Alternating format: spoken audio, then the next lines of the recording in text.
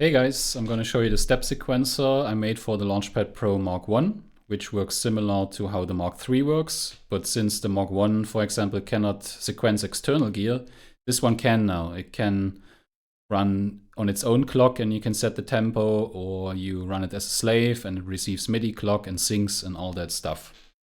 The main layout is we have 4 tracks, which we select with those buttons. We can also mute those tracks with those buttons, or we can solo those tracks with those buttons. So let's just make a simple beat. I have my bass drum here. I'm gonna choose highest velocity and let's just put in the usual steps and start transport. Now, if I wanna put in a snare, but I don't wanna have it played while I select it, you can hold Shift and select the pad and it doesn't get triggered. So let's put in some snares. Now we can put in some hi-hats, and if you select the current velocity, we turn into dynamic mode. So now it depends how hard you hit those pads, and we can record this.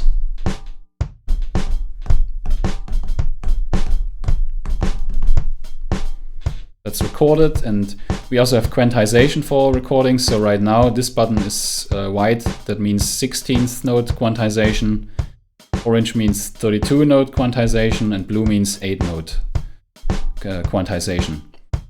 We can also edit steps. So if I go back to the snare, we can, for example, do probability.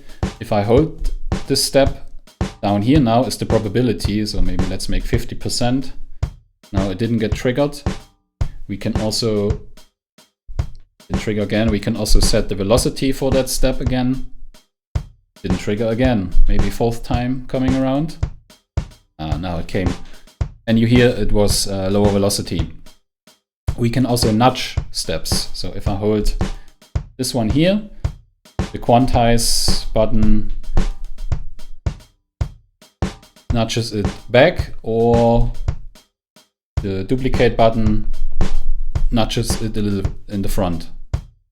So it comes a little bit earlier, right? We also have beat repeats up here, which triggers the last played step. And then it stops once it comes around automatically. Okay, we can also, if we're happy with the pattern, with this one, we can copy it to a second pattern, make some variations, and then have them chained. So for the currently viewed pattern, if you hold Shift and press double, this pattern is now copied.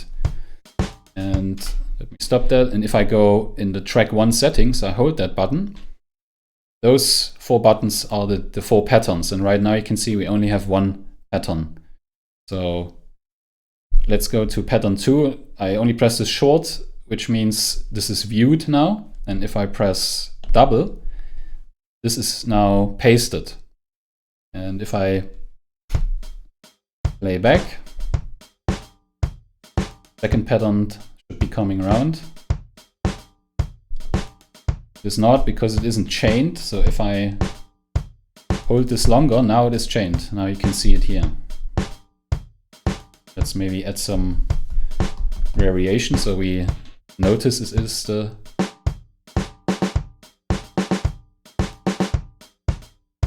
and we can also view, go back to pattern 1. Now we're viewing pattern 1, or again viewing pattern 2.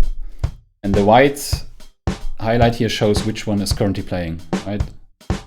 You can also set step length up here for each pattern.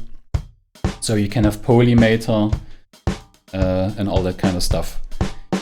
What else can we do? We can add swing. Maybe let's add some more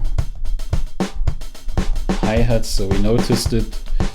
Maybe turn off. How do I turn off this? Actually, if I hold it long, it should. Yeah, now it's not playing anymore. Now we're only playing But I think I'm viewing. Yeah, I was viewing pattern 2. Need to make a better indication there with the lights. So let's do the swing. Here with this button we increase swing, or we can decrease swing. We also can, obviously, if those are your drum sounds, we can go up in banks. So if I go quantize, I'm up a bank, but I don't have sounds loaded now. Or go down. And if you want to save all that, your patterns and all that stuff, you can just press the setup button here, which means it is saved now. So if I turn this off and turn this back on, let's start transport. As you can see, all that stuff is saved and comes back.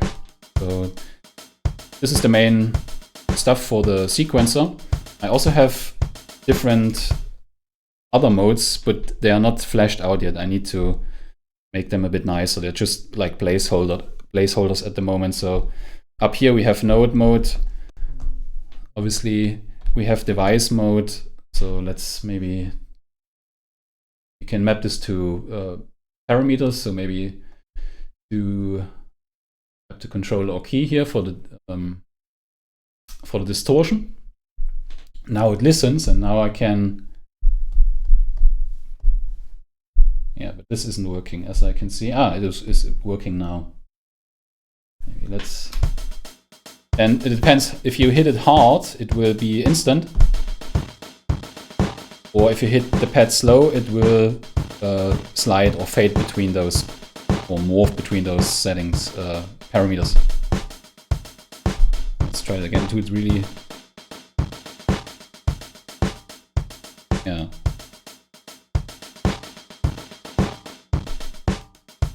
Right, and then we have a user mode, which can be freely set, so whatever you wanna do there. Thanks for watching.